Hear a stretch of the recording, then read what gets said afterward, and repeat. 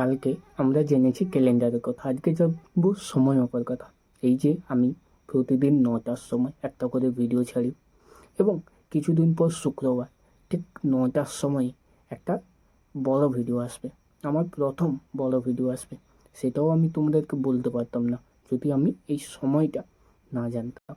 তাহলে যদি এই সময় সত্যিই না থাকতো তাহলে কি হতো?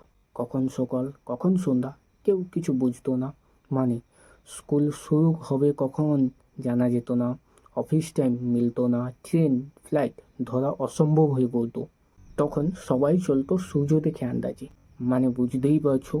ফলে মানুষের মধ্যে শৃঙ্খলা হারিয়ে যেত এবং সবাই বিশৃঙ্খলভাবে নিজেদের জীবন কাটাতো এবং সময়ের মূল্য দিত না। ফলে বুঝতেই পারছো যে আধুনিক মানুষের উন্নতিটা এতটা হতো না যদি আমরা সময় না মাপতে পারতাম। আজকের এই ঘটনা থেকে আমরা আধুনিক যুগের মানুষ হিসেবে কি শিখতে পারি? 1. সময়ের দাম বুঝো। 2. দেরি মানেই সুযোগ হারানো। 3. সময় বাঁচলে ভবিষ্যৎ বাঁচে। আর এটাই হিস্ট্রি মিস্ট্রি, যে আর ইতিহাস শুধু পড়া নয়, ইতিহাসের মাধ্যমে আধুনিক বিশ্বের মানুষকে শেখা দেওয়া।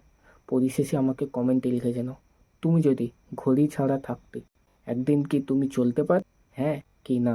এবং কালকে আবার একটা ভিডিও নিয়ে দেখা হবে। ততক্ষণ তোমরা ভালো থেকো, সুস্থ থেকো এবং সময়ের মূল্য দাও।